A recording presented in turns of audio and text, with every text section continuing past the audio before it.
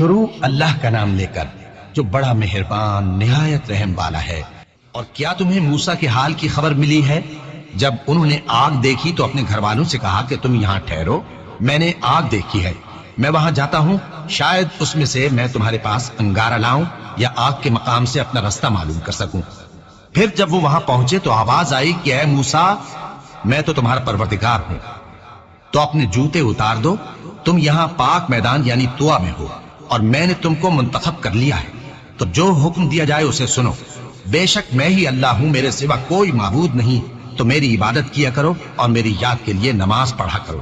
قیامت یقیناً آنے والی ہے، میں چاہتا ہوں کہ اس کے وقت کو پوشیدہ رکھوں تاکہ ہر شخص جو کوشش کرے اس کا بدلہ پائے، تو جو شخص اس پر ایمان نہیں رکھتا اور اپنی خواہش کے پیچھے چلتا ہے، کہیں تم کو اس کے یقین سے روک نہ دے، تو اس صورت میں تم ہلاک ہو جاؤ۔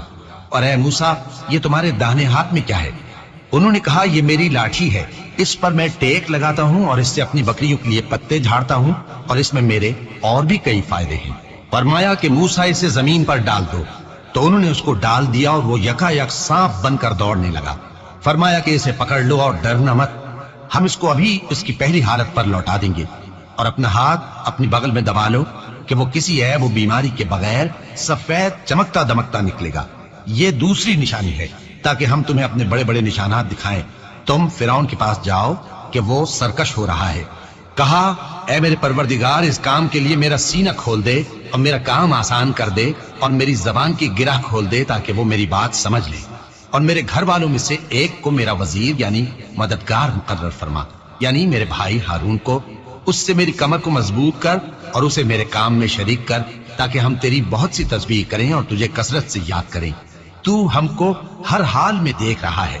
فرمایا موسیٰ، تمہاری دعا قبول کی گئی، اور ہم نے تم پر ایک بار اور بھی احسان کیا تھا جب ہم نے تمہاری والدہ کو الہام کیا تھا جو تمہیں بتایا جاتا ہے، وہ یہ تھا کہ اسے یعنی موسیٰ کو صندوق میں رکھو، پھر اس صندوق کو دریا میں ڈال دو تو دریا اس کو کنارے پر ڈال دے گا، اور میرا اور اس کا دشمن اسے اٹھا لے گا۔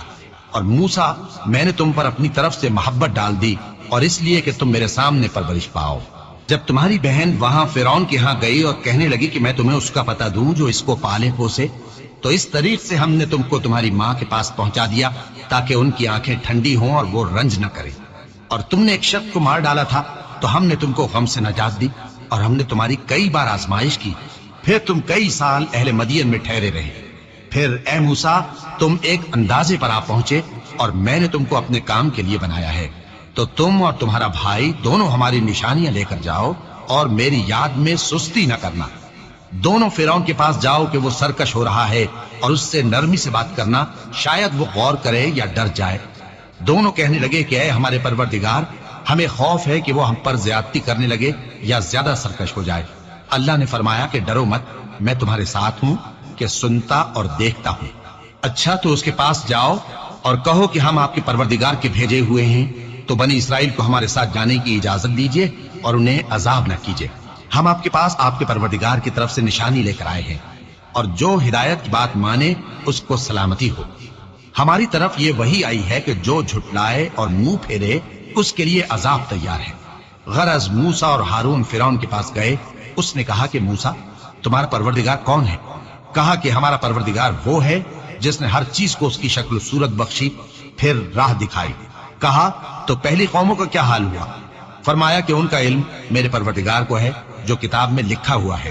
میرا پروردگار نہ چوکتا ہے نہ بھولتا ہے۔ وہ وہی تو ہے جس نے تم لوگوں کے لیے زمین کو فرش بنایا اور اس میں تمہارے لیے رستے بنا دیے اور آسمان سے پانی برسایا، پھر اس سے مختلف نباتات پیدا کی کہ خود بھی کھاؤ اور اپنے مویشیوں کو بھی چراؤ۔ بے شک ان باتوں میں عقل والوں کے لیے بہت سی نشانیاں ہیں۔ اسی زمین سے ہم نے تم کو پیدا کیا اور اسی میں ہم تمہیں لوٹائیں گے اور اسی سے ہم تمہیں دوسری دفعہ نکالیں گے۔ اور ہم نے فرعون کو اپنی سب نشانیاں دکھائیں مگر وہ تکذیب اور انکار ہی کرتا رہا۔ کہنے لگا کہ موسیٰ، کیا تم ہمارے پاس اس لیے آئے ہو کہ اپنے جادو کے زور سے ہمیں ہمارے ملک سے نکال دو؟ تو ہم بھی تمہارے مقابل ایسا ہی جادو لائیں گے، تو ہمارے اور اپنے درمیان ایک وقت مقرر کر لو کہ نہ تو ہم اس کے خلاف کر رہے ہیں اور نہ تم، اور یہ مقابلہ ایک ہموار میدان میں ہوگا۔ موسیٰ نے کہا کہ آپ کے لیے یوم زینت کا وعدہ ہے، اور یہ کہ لوگ اس روز دن چڑھے اکٹھے ہو جائیں۔ تو فرعون لوٹ گیا اور اپنے سامان جمع کر کے پھر آیا۔ موسیٰ نے ان جادوگروں سے کہا کہ یہ تمہاری بربادی ہوگی، اللہ پر جھوٹ نہ باندھو، وہ تمہیں عذاب سے فنا کر دے گا، اور جس نے جھوٹ باندھا وہ نامراد رہا۔ تو وہ باہم اپنے معاملے میں جھگڑنے اور چپکے سرگوشی کرنے لگے، کہنے لگے یہ دونوں جادوگر ہیں، چاہتے ہیں کہ اپنے جادو کے زور سے تم کو تمہارے ملک سے نکال دیں اور تمہارے بہترین مذہب کو نابود کر دیں۔ تو تم جادو کا سامان اکٹھا کر لو اور پھر قطار باندھ کر آؤ، آج جو غالب رہا وہی کامیاب ہوا۔ جادوگر بولے کہ موسیٰ، یا تو تم اپنی چیز ڈالو یا ہم اپنی چیزیں پہلے ڈالتے ہیں۔ موسیٰ نے کہا بلکہ تم ہی پہلے ڈالو۔ جب انہوں نے چیزیں ڈالی تو یکا یک ان کی رسیاں اور لاٹھیاں موسیٰ کے خیال میں ایسی آنے لگی کہ وہ میدان میں ادھر ادھر دوڑ رہی ہیں۔ اس وقت موسیٰ نے اپنے دل میں خوف محسوس کیا۔ ہم نے کہا خوف نہ کرو، بلا شبہ تم ہی غالب رہو گے، اور جو چیز یعنی لاٹھی تمہارے داہنے ہاتھ میں ہے اسے ڈال دو، کہ جو کچھ انہوں نے بنایا ہے اس کو وہ نگل جائے گی۔ جو کچھ انہوں نے بنایا ہے یہ تو جادوگروں کے ہتھ کنڈے ہیں، اور جادوگر جہاں بھی جائے کامیاب نہیں ہوگا۔ اس پر جادوگر سجدے میں گر پڑے، کہنے لگے کہ ہم موسیٰ اور ہارون کے پروردگار پر ایمان لائے۔ فرعون بولا کہ پیشتر اس کے کہ میں تمہیں اجازت دوں تم اس پر ایمان لے آئے، بے شک یہ تمہارا بڑا یعنی استاد ہے جس نے تم کو جادو سکھایا ہے، سو میں تمہارے ہاتھ اور پاؤں مخالف سمت سے کٹوا دوں گا اور تم کو کھجوروں کے تنوں پر سولی چڑھوا دوں گا، اور تم کو معلوم ہوگا کہ ہم میں سے کس کا عذاب زیادہ سخت اور دیر تک رہنے والا ہے۔ انہوں نے کہا کہ جو دلائل ہمارے پاس آ گئے ہیں ان پر اور جس نے ہم کو پیدا کیا ہے اس پر ہم آپ کو ہرگز ترجیح نہیں دیں گے، تو آپ کو جو حکم دینا ہو دے دیجئے، اور آپ جو حکم دے سکتے ہیں وہ صرف اسی دنیا کی زندگی میں دے سکتے ہیں۔ ہم تو اپنے پروردگار پر ایمان لے آئے تاکہ وہ ہمارے گناہوں کو معاف کرے، اور اسے بھی جو آپ نے ہم سے زبردستی جادو کرایا، اور اللہ سب سے اچھا ہے اور ہمیشہ باقی رہنے والا ہے۔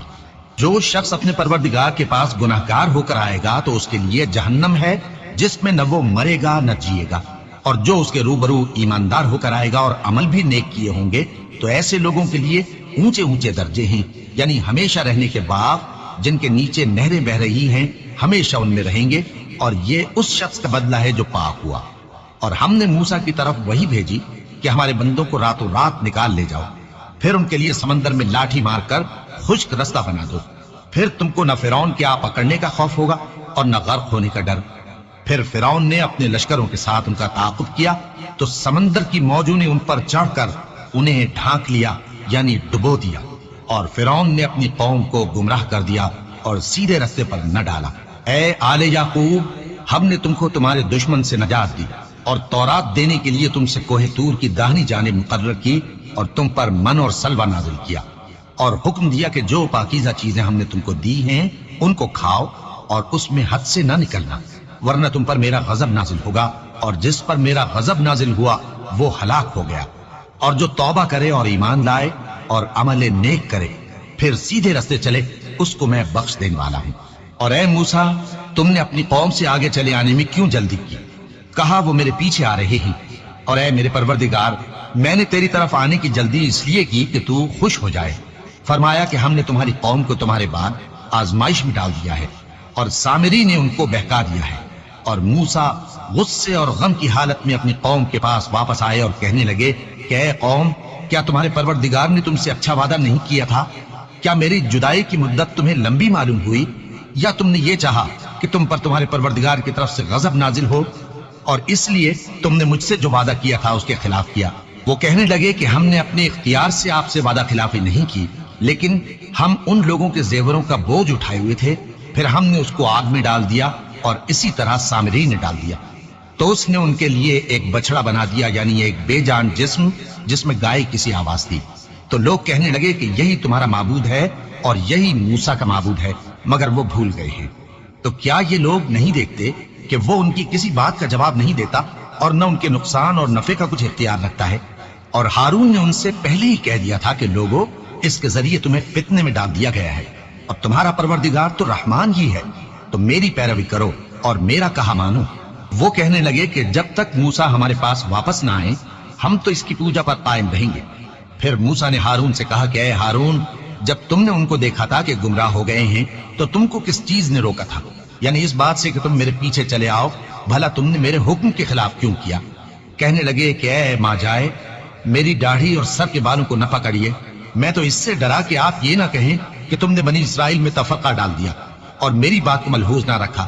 موسیٰ نے فرمایا تو اے سامری تیرا کیا حال ہے؟ اس نے کہا کہ میں نے ایسی چیز دیکھی جو اوروں نے نہیں دیکھی، تو میں نے فرشتے کے نقش پا سے مٹی کی ایک مٹھی بھر لی، پھر اس کو بچڑے کے جسم میں ڈال دیا اور مجھے میرے جی نے اس کام کو اچھا بتایا۔ موسیٰ نے کہا جا، تجھ کو دنیا کی زندگی میں یہ سزا ہے کہ کہتا رہے کہ مجھ کو ہاتھ نہ لگانا، اور تیرے لیے ایک اور وعدہ ہے، یعنی عذاب کا جو تجھ سے ٹل نہ سکے گا، اور جس معبود کی پوجا پر تو جمع ہوا تھا اس کو دیکھ، ہم اسے جلا دیں گے، پھر اس کی راکھ کو اڑا کر دریا میں بکھیر دیں گے۔ تمہارا معبود تو اللہ ہی ہے، جس کے سوا کوئی معبود نہیں، اس کا علم ہر چیز پر محیط ہے۔ اس طرح ہم تم سے وہ حالات بیان کرتے ہیں جو گزر چکے ہیں، اور ہم نے تمہیں اپنے پاس سے نصیحت کی کتاب عطا فرمائی ہے۔ جو شخص اس سے منہ پھیرے گا وہ قیامت کے دن گناہ کا بوجھ اٹھائے گا۔ ایسے لوگ ہمیشہ اس عذاب میں مبتلا رہیں گے، اور یہ بوجھ قیامت کے روز ان کے لیے برا ہوگا، جس روز سور پھونکا جائے گا اور ہم گناہگاروں کو یوں اکٹھا کریں گے کہ ان کی آنکھیں نیلی نیلی ہوں گی۔